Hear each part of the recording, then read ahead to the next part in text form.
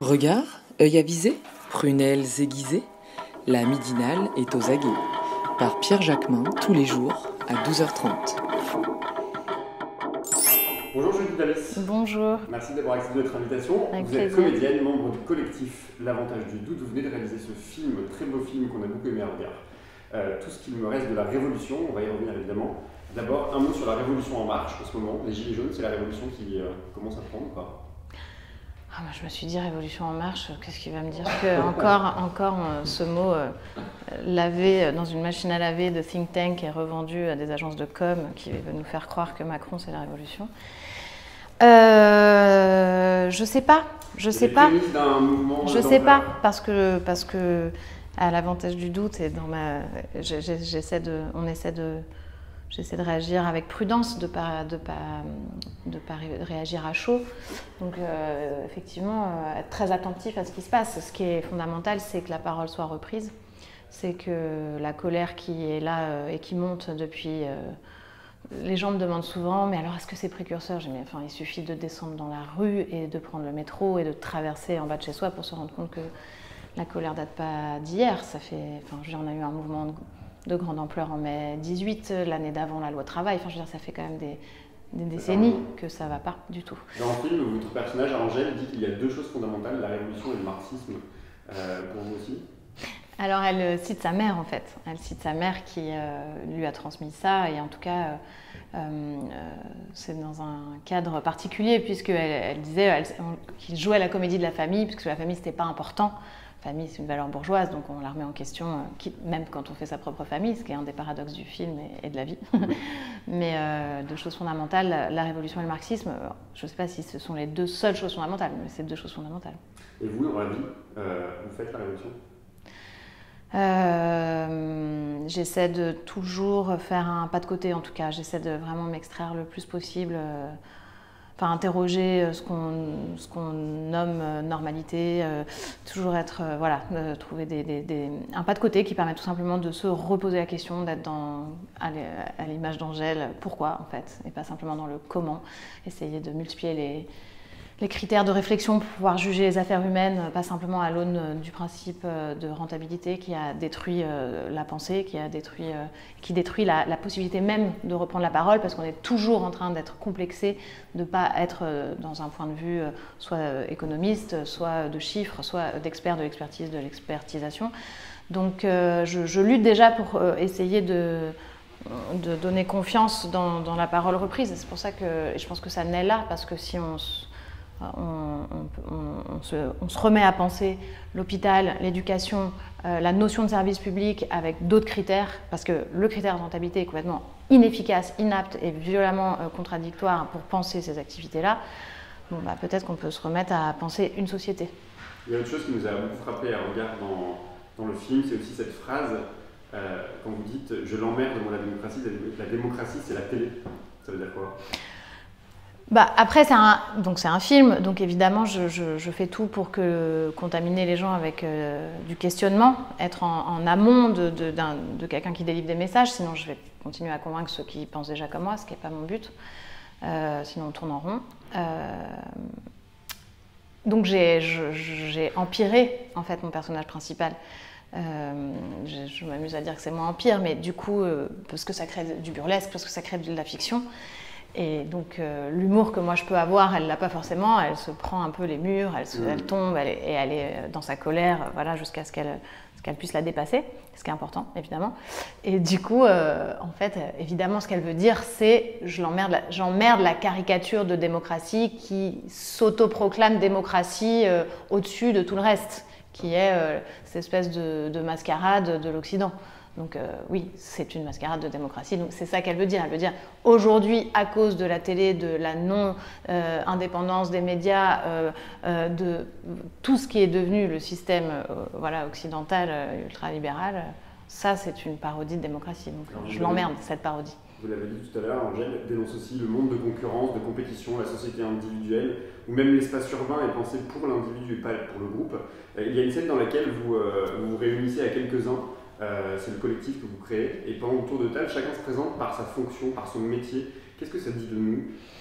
En fait, je reviens juste sur dépasser l'individu, dépasser seulement l'individu. Parce qu'en fait, les choses, elles ne s'opposent pas. Et je pense qu'il n'y a pas le collectif d'un côté, le singulier de l'autre, l'intime et le politique, le collectif et le personnel. En fait, tout ça, c'est un mouvement de l'un à l'autre, toujours, toujours, toujours. Si on n'est que dans le théorique et qu'on oublie la fraternité, une humanité proche, l'amour, en fait, on est toujours dans des contradictions, on est toujours dans le mur. Aujourd'hui, ce qui se joue aujourd'hui, c'est un affect vital qui est la joie d'être ensemble, en fait. Et si on fait tout le temps l'impasse sur ça et qu'on relègue du haut du grand engagement politique, le psychologique, et qu'on le relègue pour les neuneux et les adeptes du New Age et de la méditation tout pourri, en fait, on est tout le temps dans les mêmes impasses, je pense. Donc, en fait, le film raconte plutôt des allers-retours entre les deux. Et sur la question du collectif, justement, ils essayent de reprendre la parole de manière collective, de manière horizontale, un peu à l'image de ce qu'on fait nous avec le collectif L'Avantage du Doute, avec donc, tous les acteurs qui sont dans le film, Mélanie Bestel, Claire Dumas, Nadir Legrand, Simon Bacouche. C'est compliqué de ne pas avoir de chef, il y a quelque chose de confortable dans la hiérarchie, même si c'est violent. Donc on se prend les pieds dans le tapis, on réinvente ce qui a déjà été réinventé 1000 fois, le tour de parole, pas se couper, évidemment. En même temps, il y a quelque chose de dérisoire et pour moi de complètement nécessaire. C'est pour ça que les scènes sont écrites dans la longueur, quelque chose qu'on m'a beaucoup reproché. On ne va pas filmer de la parole, mais enfin, non, en fait, on fait des films des gens qui sont en train de mettre leur pensée en mouvement. Donc en fait, ça prend du temps. Donc en fait, ça va prendre 10 minutes par séquence. C'était difficile à l'expliquer en termes d'écriture de récit. Et d'ailleurs, tu dis, ils se définissent par leur nom et leur boulot, et au bout de 2 fois, il y en a un qui dit, mais est-ce que c'est pas un peu réducteur de se définir par son boulot? Bon, alors je dis pas ça parce que j'en ai pas. Voilà, donc évidemment, on passe par l'autodérision, et en même temps, c'est un vrai truc. Pourquoi se définir par son boulot? Ce qui est un truc qu'on fait, nous, je sais pas, dans les villes. Bonjour, tu fais quoi dans la vie? Première question. C'est vrai. Tout au long du film aussi, Angèle vit une histoire d'amour. En tout cas, il y a un jeu de séduction entre 2 personnages, de manière parce que vous êtes assez distante dans cette histoire. Elle ne veut pas s'attacher, visiblement. L'engagement, l'amour, la famille, vous l'avez dit tout à l'heure, c'est contraire à l'idéal révolutionnaire. L'engagement intime, ouais, l'engagement amoureux. Mais du coup, il joue sur les mots. Il dit, je croyais que tu n'avais pas peur de t'engager. Et je pense qu'elle est vraiment, voilà, la vie privée, au sens des Grecs, privée de ce qui est important, en fait, privée du public. Elle est vraiment dans cette dichotomie-là, parce c'est une héritière, quelque chose d'anachronique, bien sûr. Angèle, elle a hérité des luttes des années 68-70, elle est dans ce fantasme-là. Qu'est-ce qu'elle aurait aimé pouvoir être à cette époque où le politique était peut-être plus à portée de main, on embrassait une cause, voilà, il suffisait de le vouloir, et les structures étaient là pour prendre le relais de manière très forte. Donc elle hérite de ça. Et elle voudrait être encore là-dedans. Moi, j'ai hérité, je pense qu'il y a l'engagement féministe, par exemple, qui a très tôt fait le lien entre l'intime et le politique, puisque ça partait d'une revendication, ce que je dis tout à l'heure, que c'est une impasse, en fait, de toujours séparer les deux. Je pense que la question féministe a très tôt été, voilà, de fait, par nécessité, par essence, en fait, dans le couple intime-politique. Mais, par exemple... moi, j'ai hérité d'une façon de s'engager où tout ce qui était fraternité, amour, famille, c'était en deçà de se battre pour la cause. Toujours en deçà. Le corps, mais il n'y a rien en dessous du cou, quoi. Enfin, c'est donc un esprit de sérieux aussi, le sérieux de...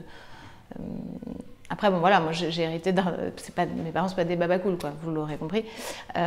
Donc c'est aussi une ligne particulière, hein, qui est celle du Parti communiste, enfin, tu vois. Et justement, en termes de vision, en tout cas en termes d'héritage, ce que vous avez évoqué en termes d'héritage, on sent que dans le film, il y a un malaise, en tout cas avec votre mère, sur ce qu'elle est devenue, sur l'abandon peut-être d'une partie de ses idéaux, et pourtant on la voit aussi assez proche justement de cette volonté politique. Est-ce que c'est une manière de mettre en scène de gauche qui serait totalement irréconciliable? Non, la mère, Angèle, le personnage principal, pense qu'elle a renié ses idéaux, mais en fait les gens sont complexes. En fait, l'histoire d'une vie, c'est évidemment... elle dit, il y a ceux qui ont renoncé, puis ceux qui n'ont pas renoncé, quoi. Bon, tout est plus complexe que ça. Enfin, même dans la question elle dit, mon père, il a succombé ni au confort, ni au désespoir. Bon, mais il n'y a pas que le confort et le désespoir, il y a tout ce qu'il y a entre les deux, et les allers-retours, généralement, entre les deux. Et sa mère, elle ouvre les yeux sur le fait que c'est un abandon d'ordre intime, et pas un abandon politique. Donc, le parcours de la mère, c'est un parcours comme l'annonce Saïd, d'élargissement en fait. Bien sûr qu'on se prend quelque chose dans la gueule quand on a cru que ça allait se passer et qu'on vit les années 90 derrière. Donc ça, il faut le digérer, il faut en faire quelque chose. Il y en a certains qui méprisent du coup tout ce qui vient après. Oui, vous allumez des petits feux, mais bon, ça ne sera pas comme à l'époque. Donc ça c'est l'ombre du totem, quoi, dans laquelle on essaie de faire quelque chose. Et puis il y a ceux qui disent, ok, il y a une pluralité de fronts d'engagement, et puis on y va à bras-le-corps, et puis on retrousse les manches, et puis on pense en même temps, mais voilà, on est bien obligé, quoi. Je pense que la mère, elle est plutôt de ce côté-là, c'est ce que Angèle va découvrir. Il n'y a pas de message. Alors c'est compliqué parce que le personnage de la mère arrive à la fin du film. Et nos cerveaux, ils sont habitués à ce que... En fait, ils sont très calibrés sur l'attente de ce qu'est une histoire. Ça a du bon, Ulysse va retrouver Pénélope, quoi, voilà, en gros.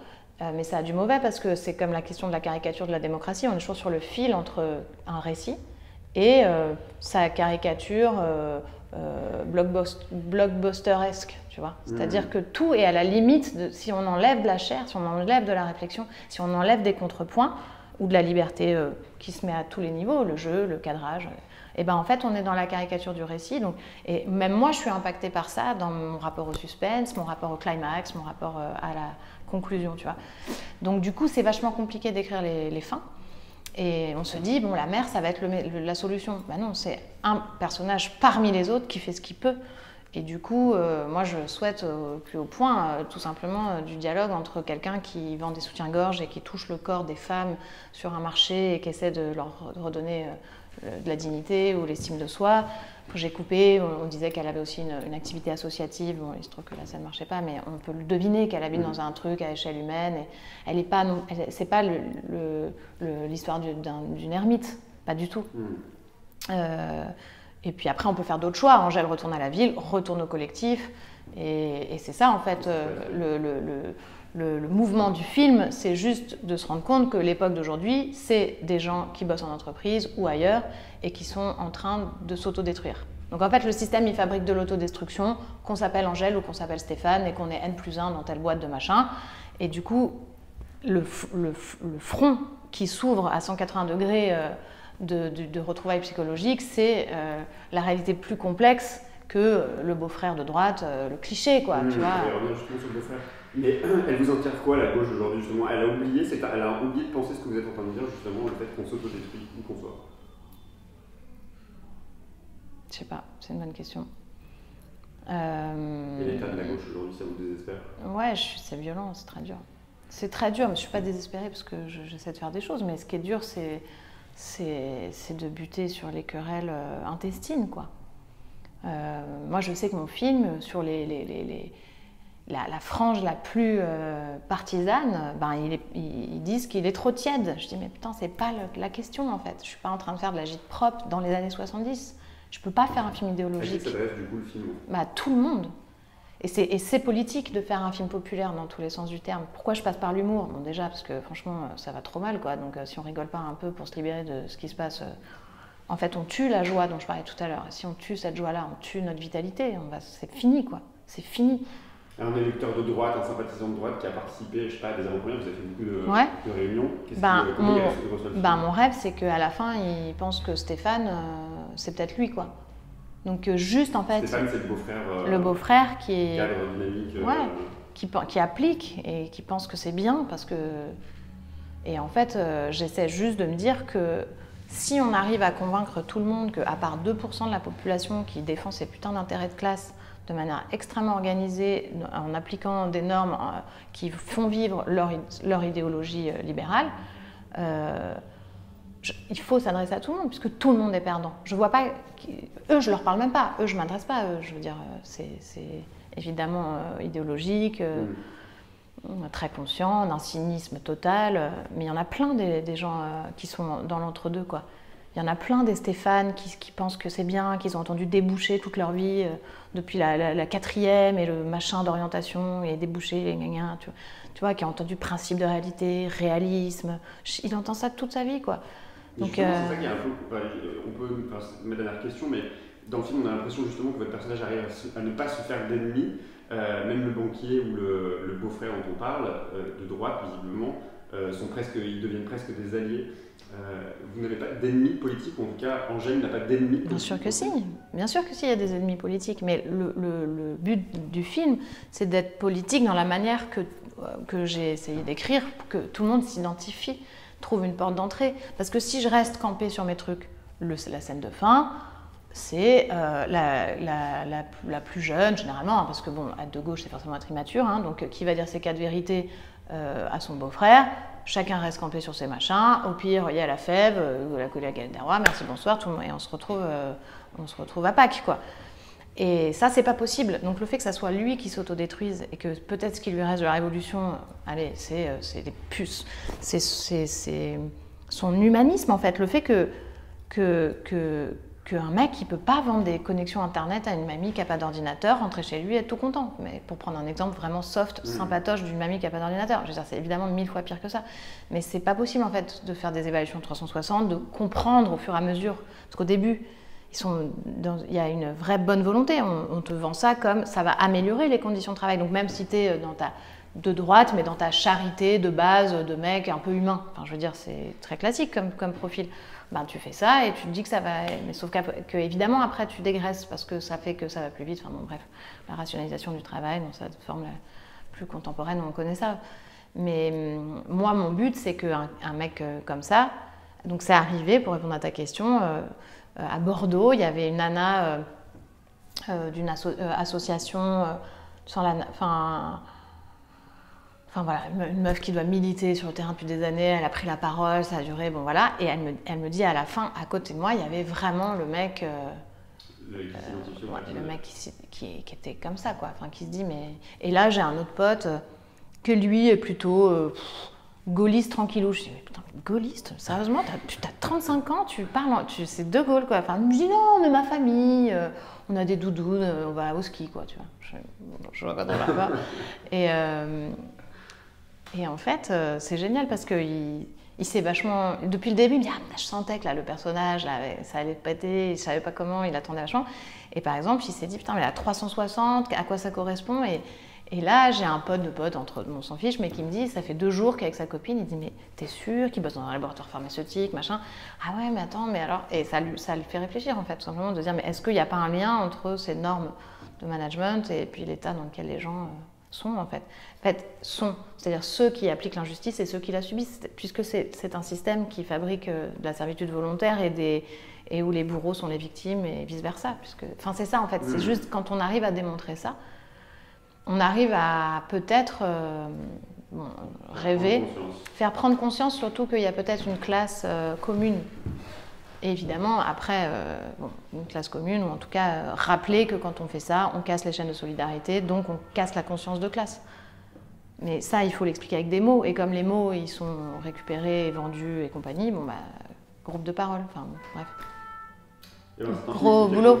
Gros boulot. Conscience à la gauche et qui fait prendre conscience aussi à la droite de bien des choses. Donc merci beaucoup, Julie. Merci.